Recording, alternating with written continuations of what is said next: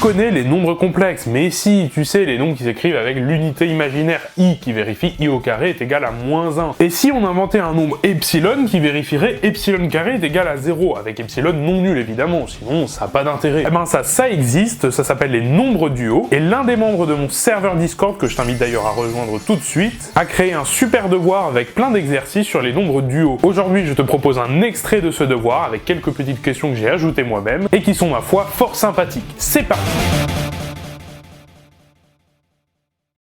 On commence avec des définitions, on va poser epsilon à un nombre qui vérifie ceci. Epsilon carré est égal à 0, ok, et epsilon est non nul. Pourquoi on précise qu'il est non nul? Parce qu'évidemment 0 au carré est égal à 0, c'est un nombre qui vérifie donc déjà cette propriété. Un tel objet mathématique, c'est ce qu'on appelle un objet nilpotent. Ça existe dans les matrices, dans les fonctions, là l'idée c'est d'inventer ça aussi dans un espace de nombres. Et ici on dira plus particulièrement qu'il est nilpotent d'ordre 2, parce que c'est la puissance 2 qui permet de l'annuler. Et on va appeler D2 l'ensemble des nombres duaux, qui va s'écrire comme ceci, c'est l'ensemble des a plus b epsilon, où a et b sont des réels. Ça ressemble énormément, on est d'accord, à l'ensemble des complexes, où à la place du epsilon, on avait un i. Allez, première question qui est extraite du devoir qui a été créé par mon abonné, on va calculer des identités remarquables avec des nombres duaux. Alors c'est parti, a plus b epsilon au carré, qu'est-ce que ça fait? Bon, ici on fait de la double distributivité, ça sera donc a au carré plus 2ab epsilon, plus b epsilon au carré. Alors attention, ça c'est vrai parce qu'on est dans une structure commutative, la multiplication est commutative, ce qui pourrait ne pas être le cas, mais ici c'est le cas. Bon, et qu'est-ce qu'on peut simplifier ici? Du coup, b epsilon au carré, vu que ça c'est commutatif, on pourrait aussi l'écrire b carré fois epsilon carré, on distribue le carré. Mais epsilon carré c'est quoi? Ah, ça fait 0, donc ce produit-là ici s'annule, il nous reste donc a carré plus 2ab epsilon.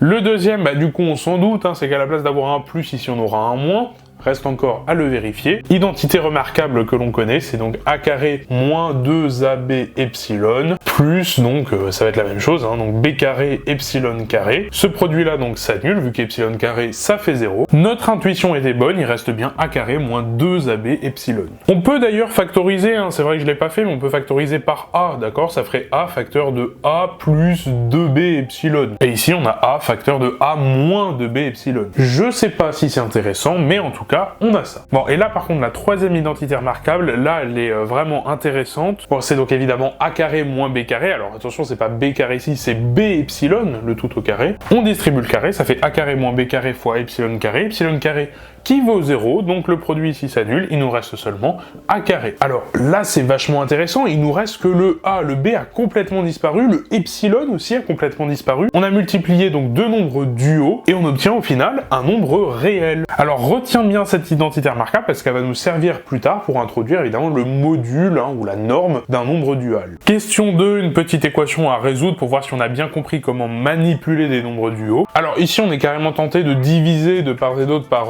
1 plus epsilon, on aura isolé z, ok, mais on verra juste après que la division, faut faire super gaffe dans les nombres duaux, parce qu'il y a des nombres duaux qui ne sont pas inversibles. Ça sera dans les questions suivantes. Donc en tout cas, pour l'instant, a priori, on peut pas être certain que faire une division fonctionne, et surtout en plus ça va donner des coefficients qui seront compliqués à calculer, donc c'est même pas intéressant. Ce qu'on va devoir faire, c'est écrire z sous la forme algébrique. C'est exactement la même chose d'ailleurs que pour les complexes, c'est-à-dire l'écrire sous cette forme-là, sous la forme a plus b epsilon, et ensuite on va résoudre en fait un système de deux équations, deux inconnues. Donc on écrit z sous la forme a plus b epsilon, et après on fait la double distributivité, ce qui nous donne donc ceci. Alors là, regarde, b epsilon carré, le b epsilon carré, on peut l'enlever, puisque epsilon carré ça fait 0, donc ce truc-là s'annule. Ce qui nous donne donc, en identifiant les coefficients, que donc petit a doit être égal à 15, c'est la partie réelle, et ensuite la partie duale, on va appeler ça, au lieu de la partie imaginaire, ça va être donc a plus b, ou b plus a, c'est pareil, et la partie duale, ça doit être égal à 16, donc a plus b doit être égal à 16. On en déduit donc évidemment que b est égal à 1, ce qui nous donne donc que z est égal à 15 plus epsilon. Et voilà notre petite équation résolue. Pour la question 3, on va introduire de nouvelles notations, le conjugué d'un nombre dual, qui ressemble énormément au conjugué d'un nombre complexe, on remplace juste le plus par un moins, et puis ensuite le module, ou la norme d'un nombre dual, qui ressemble aussi étrangement au module d'un nombre complexe. Module de z, c'est la racine carrée de z fois z bar. La question 3 va être séparer en deux sous-questions. Donc première sous-question A, montrer que la norme ou le module en tout cas est bien défini, c'est-à-dire montrer que ça a du sens de calculer la racine carrée de ce truc-là. Donc ce qu'il va falloir prouver évidemment, c'est que ce qui est à l'intérieur de la racine carrée, c'est un nombre réel positif, parce que si c'est un réel négatif, ça n'a pas de sens, hein. Et si c'est un dual, bah en fait c'est pas défini, on sait pas ce que c'est, parce qu'on n'a pas défini la racine carrée pour les nombres duaux qui ne seraient pas réels. Bah pour ça c'est très simple, on pose z égale a plus b epsilon, z bar c'est donc par définition a moins b epsilon, on fait donc le produit de ce qui est à l'intérieur de la racine, z fois z bar, et là on reconnaît notre identité remarquable de tout à l'heure, hein, la troisième, c'est pour ça que je t'ai dit de la garder en tête, c'est parce que ça on se rappelle, ça fait a carré. A c'est un nombre réel, a carré c'est donc un nombre réel positif, donc ça a du sens de calculer la racine carrée. Le module de z, ça sera donc la racine de a carré, ça c'est la valeur absolue de a. Pour la question 3b, on va se limiter à un sous-ensemble de l'ensemble des nombres duaux, ça va être D2+, qu'on va définir comme l'ensemble des a plus b epsilon, où a et b sont des réels, mais a est réel positif. Donc on va se limiter en fait à un demi-plan, ça va être le demi-plan à droite hein, de l'axe des ordonnées, donc que l'on va appeler l'axe des duos, hein, de la même façon que pour les complexes on appelait ça l'axe des imaginaires. Donc sur ce demi-plan à droite, il faut prouver que donc le module c'est une projection de donc D2+, hein, donc du demi-plan à droite, sur R+, parallèlement à epsilon R. Donc epsilon R, hein, c'est l'axe des duos. Alors pour prouver que c'est une projection ou un projecteur, hein, c'est la même chose, il faut prouver que quel que soit x dans D2+, hein, donc dans le demi-plan à droite, il existe un unique couple YZ, donc dans le produit cartésien R croix epsilon R, tel que ces deux propriétés soient vérifiées. X ça doit être Y plus Z, et le module de X doit être égal à Y. Le module doit être donc la fonction qui à un X donné renvoie eh bien, la seule partie qui fait partie de R de X, et doit donc en quelque sorte supprimer la partie qui appartient à epsilon R. Alors est-ce que c'est le cas? Ben la réponse est très simple, oui, puisque n'importe quel Z, on sait qu'il s'écrit de manière unique comme A plus B epsilon, où A est un réel donc positif et B un réel. Alors on n'a pas exactement répondu à la question parce qu'on doit être B hein, dans epsilon R, mais pour ça c'est pas grave, vu que B est multiplié par epsilon, il suffit de l'enlever ici puis de le rajouter devant R tout simplement. Et en identifiant donc X et Z, Y et A et Z et B, eh ben, on a bien répondu à la question, on a prouvé donc que le module était bien une projection. Et même mieux que ça, on a prouvé que c'était une projection sur R+, parallèlement à epsilon R. Question 4 qui va être aussi découpée en deux parties, donc partie A, montrer que D2 est un anneau unitaire. Alors pour montrer qu'un truc est un anneau, il suffit de montrer que c'est un sous-anneau de quelque chose de connu. Le problème c'est que tu connais un anneau dont D2 est un sous-anneau? Bah non, hein, la multiplication elle est quand même un peu particulière, hein, avec un élément ici nilpotent. On pourrait en trouver évidemment dans les matrices, mais là a priori c'est pas des matrices, hein, c'est des nombres. On verra plus tard hein, que ça aura un lien avec les matrices quand même. Mais là a priori ici, bah, on est obligé de repartir de zéro, hein, des axiomes de ce qu'est un anneau. Alors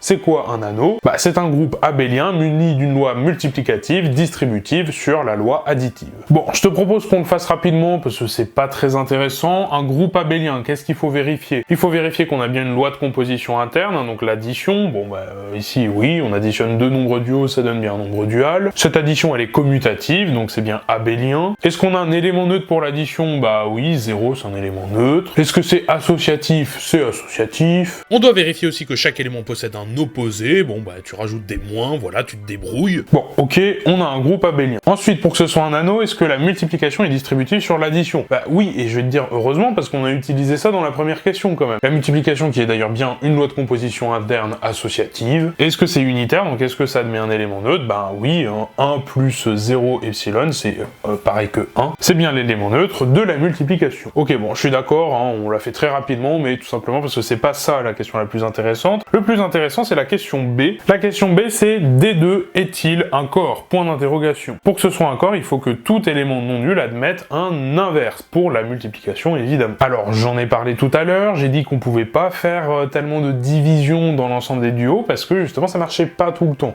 Pourquoi ça marche pas tout le temps? Parce que tu t'en doutes donc, hein, tous les éléments ne sont pas inversibles. Alors, lesquels ne sont pas inversibles? Pour ça, il faut s'inspirer un petit peu des matrices. On sait qu'une matrice nilpotente ne peut pas être inversible. Ça se vérifie facilement avec le déterminant, hein, vu que le déterminant de A fois B, c'est le déterminant de A fois le déterminant de B. Une matrice A nilpotente, ça veut dire qu'il existe une puissance n telle que A puissance n donne la matrice nulle, qui est de déterminant 0. Donc nécessairement, le déterminant de A, c'est 0. Et donc l'ensemble des matrices muni de l'addition et de la multiplication n'est pas un corps. Pourquoi? Parce que tout simplement, c'est pas un anneau intègre. Il existe bien des matrices telles que si on les multiplie entre elles, ça donne la matrice nulle. C'est le cas, entre autres, des matrices nilpotentes. Là, ça va être la même chose. On a un élément nilpotent. Cet élément nilpotent est non nul, et donc pourtant, voilà, on multiplie deux éléments non nuls, on obtient un truc nul. Donc, c'est pas un anneau intègre par définition. Et alors, soit on sait qu'un anneau intègre ne peut pas être un corps, soit on le démontre en prouvant que, par exemple, epsilon n'a pas d'inverse. Supposons par l'absurde que epsilon moins 1 existe, donc l'inverse de epsilon existe.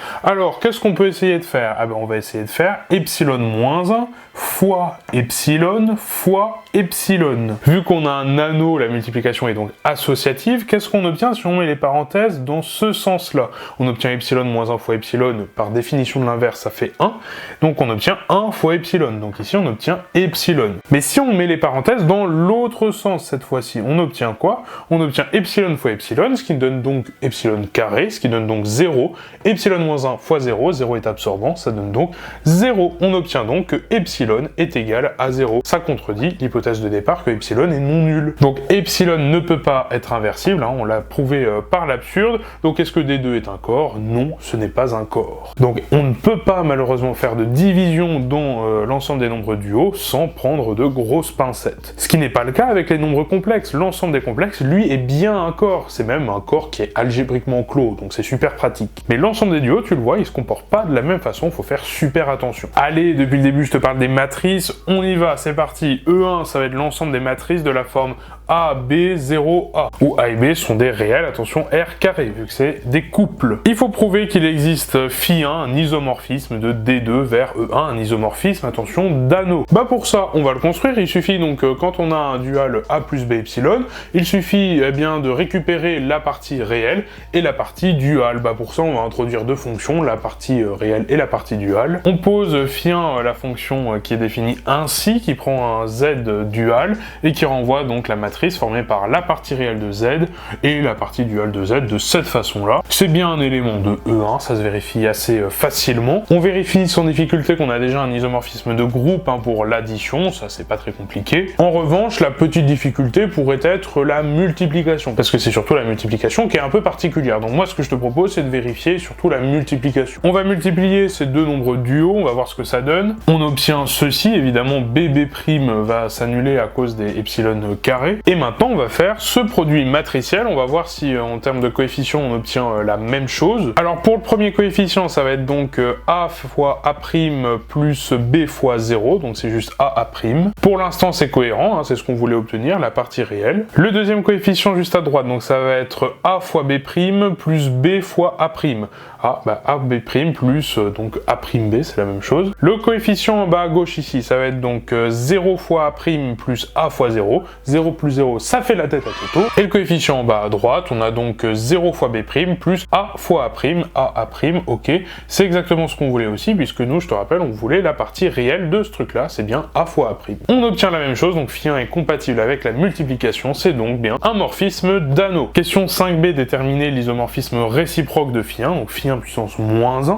Ça veut dire qu'on part d'une matrice de cette forme et il faut récupérer Z. Il suffit de récupérer par exemple le coefficient juste ici, donc ça c'est le coefficient d'indice 1, 1. Donc pour la partie réelle, et pour la partie duale cette fois-ci, ça va être ce coefficient qui va être donc le coefficient, donc ligne 1, colonne 2. Donc M indice 1, 2, évidemment multiplié par epsilon. Question C, à l'aide de E1 et de l'inverse de phi 1, déterminer l'ensemble des inversibles de D2, donc l'ensemble des duaux inversibles. Vu qu'on a un isomorphisme d'anneau, les inversibles de D2 seront les mêmes à isomorphisme près que ceux de E1. Quels sont les éléments inversibles de E1? Ce sont les matrices de déterminants non nuls. Le déterminant de E1 c'est quoi? C'est A fois A moins 0 fois B, c'est donc A carré moins 0 fois B, c'est A carré. A c'est évidemment le premier coefficient, donc c'est M11. Et pour que A carré soit nul, il suffit que A soit nul, donc il suffit que M11 soit nul. Donc M appartient aux inversibles de E1, si et seulement si M indice 1, 1 est non nul. Et donc maintenant, c'est dans de phi 1 ou de phi 1 moins 1, ça va être globalement la même chose. M11 est non nul si et seulement si, donc la partie réelle de ce truc-là est non nulle, puisque la partie réelle de ce truc-là, c'est M11. Donc un nombre dual est inversible si et seulement si sa partie réelle est non nulle, c'est prouvé, c'est démontré, c'est magnifique. Bon, cette histoire de matrice, tu vas me dire, mais ça servait à quoi? Bon, en fait, ça servait simplement à définir rigoureusement ce epsilon, parce que là, pour l'instant, c'est pas vraiment une définition ce que j'ai écrit. Ce que j'ai écrit, c'est epsilon, c'est un truc qui existe potentiellement, j'ai pas prouvé que ça existait, dont le carré vaut 0. A priori, bon, c'est comme i, hein. I, tant qu'on n'a pas vraiment construit i, rien ne dit qu'il existe vraiment. Bah, i, c'est pareil, hein, ça peut être défini aussi avec des matrices. Hein. L'ensemble des complexes peut être en fait défini comme un certain ensemble de matrices. Bah, pour les duos, donc, c'est pareil. Et donc, en fait, une autre façon de définir les duos, c'est avec des polynômes, exactement comme les complexes. Hein. Vraiment, c'est la même chose. Ça, d'ailleurs, j'en ai déjà fait une vidéo, hein, la construction des nombres complexes à l'aide des polynômes. Je t'invite à aller voir cette vidéo, hein, si tu ne l'as pas déjà vue. Et donc là, on va faire pareil avec les nombres duos. Alors, ça va être un peu plus complexe qu'avec les matrices. On va définir E2 comme donc R crochet X, l'ensemble des polynômes à coefficient dans R, quotienté par, ici, donc c'est l'idéal engendré par X carré. Donc X carré fois R crochet X, ça va être en fait l'ensemble des polynômes multiples de X carré. Ici, on a donc un anneau quotient, exactement comme Z sur NZ. Ça va être donc l'ensemble des restes dans la division euclidienne par X carré. Alors tout de même, c'est quand même beaucoup plus simple que pour les nombres complexes, hein, parce que bon, diviser par X carré, c'est plus simple que diviser par X carré plus 1. Hein, pour les nombres complexes, ici, c'est pas X carré, c'est X carré plus 1. Mais là, c'est facile, par exemple, ce polynôme-là, hein, je vais dire donc la classe de ce polynôme-là, donc je vais mettre une barre. Dans cet anneau quotient, qu'est-ce que ça vaut? Eh ben, en fait, on divise par X carré. Donc quand je dis diviser, en fait, on va surtout factoriser ce truc-là par X carré. Mais bien sûr, ça va pas être vraiment factorisable par X carré, il y aura un reste, hein, et c'est ce reste, en tout cas, qui va compter. C'est donc X carré fois, bah, qu'est-ce qui reste? Bah, on a par exemple 4X plus 5. Ces deux trucs-là ne sont pas factorisables par X carré, donc on ferme la parenthèse et on rajoute. Donc il reste 6X plus 7. Hop, donc on rajoute la barre parce que c'est la même classe. Et donc qu'est-ce que ça veut dire quotienté par X carré? Bah, ça veut dire on élimine tout ce qui est factorisable par X carré. Donc on élimine tout ça, on garde seulement le reste, c'est-à-dire 6X plus 7. Donc ce truc-là, c'est rien d'autre que le polynôme 6X plus 7. Ce polynôme de degré 3 s'identifie simplement à 6X plus 7, donc c'est-à-dire les termes qui sont de degré plus petit que 2. Cette question 6a, ça va être de prouver qu'il existe encore un isomorphisme d'anneau phi2 de D2 vers E2. Alors pour ça, on réfléchit un petit peu la classe de X dans cet anneau quotient. Si on la met au carré, la classe de X au carré, c'est pareil que la classe de X carré, et ben X carré, c'est X carré fois 1. X carré est trivialement factorisable par X carré, donc on l'élimine dans cet anneau quotient. X carré, c'est donc la classe de 0. Donc dans cet anneau quotient, X carré, c'est pareil que 0. Tilt, c'est pareil que epsilon. Epsilon carré, c'est 0. Donc la logique voudrait d'identifier X à epsilon, et en fait c'est exactement ce qu'on va faire. La partie réelle de z, ça on n'y touche pas, ça va être le terme constant de notre polynôme, et en deuxième on va prendre donc la partie duale de z que l'on va donc multiplier par x, ce grand x qui va être notre epsilon, ce grand x qui va jouer le rôle de epsilon, qui va être isomorphe à epsilon. Et évidemment c'est pas un polynôme, hein, c'est une classe de polynôme, donc on n'oublie pas la petite barre. Bon, pour l'addition c'est comme pour les matrices, c'est trivial, je vais pas faire la démonstration, ce qui est intéressant toujours c'est la multiplication. Pour rappel, la multiplication de deux nombres duaux avec A, B, A', B', ça donne ceci. Et ben, le produit de deux classes, c'est la classe des produits. On obtient donc ceci. On fait la double distributivité. Qu'est-ce qui est factorisable par x carré? Ben, il n'y a que ça, il n'y a que BB' x carré. Donc ce truc-là, on le laisse de côté, on le supprime, vu que c'est l'anneau quotienté par l'idéal engendré par x carré. Et donc, qu'est-ce qui reste dans notre division euclidienne? Le reste, c'est ceci. On compare, est-ce qu'on obtient bien la même chose? La partie réelle ici, c'est AA'. Ici, le terme constant, ça va être AA'. Et la partie duale, c'est A'B plus AB'.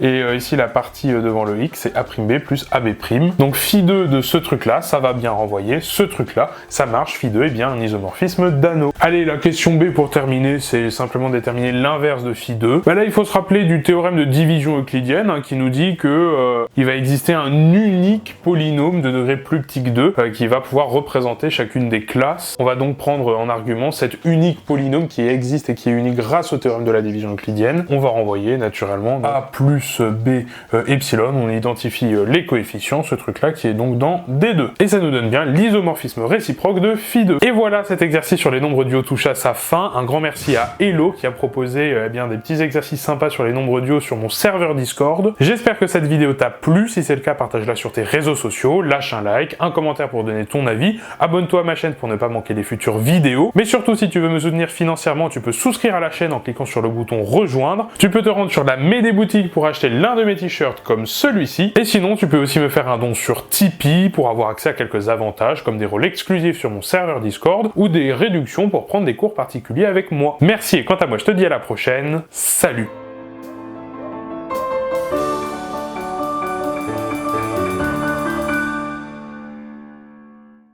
C'est bien, t'es resté jusqu'à la fin, donc petit bonus rien que pour toi. Tu sais qu'il existe l'exponentielle complexe. Eh bien, sache qu'il existe la même chose pour les nombres du haut. Et on a même une jolie propriété, l'exponentielle de a epsilon, c'est 1 plus a epsilon.